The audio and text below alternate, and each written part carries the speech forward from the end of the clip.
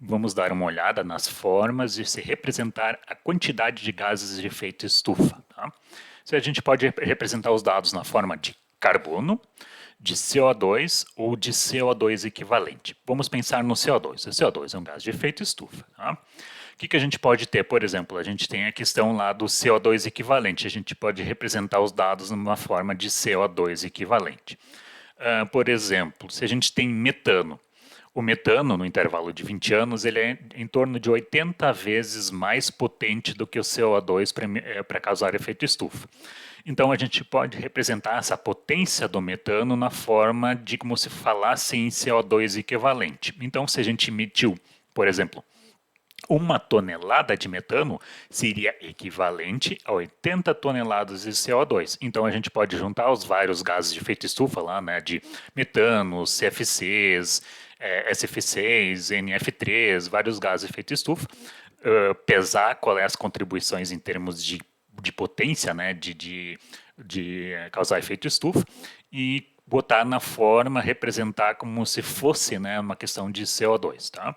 Então a gente pode ou representar na forma de carbono.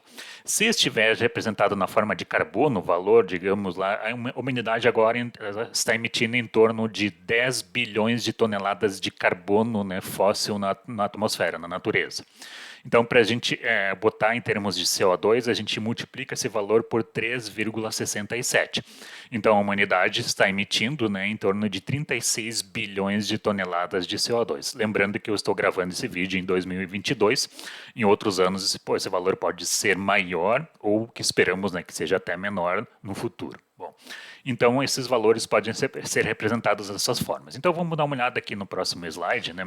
Eu coloquei exemplos de representação, tá? Toneladas de carbono, aqui como eu falei, né, na questão lá por 10, em torno de 10 toneladas de carbono, né, emissão.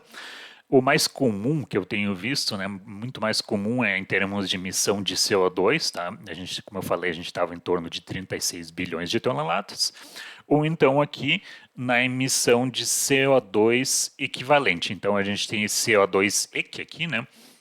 No caso aqui, a gente estaria, nesse gráfico, a gente está em torno de 49 a 50 bilhões de toneladas de CO2 equivalente. Ou seja, juntando os outros gases de efeito estufa, se representa na forma de CO2. Então, a gente tem essas, basicamente, né, podem existir outras até, mas basicamente essas três formas de representar uma quantidade de gás de efeito estufa emitido na atmosfera: carbono, CO2 ou CO2 equivalente.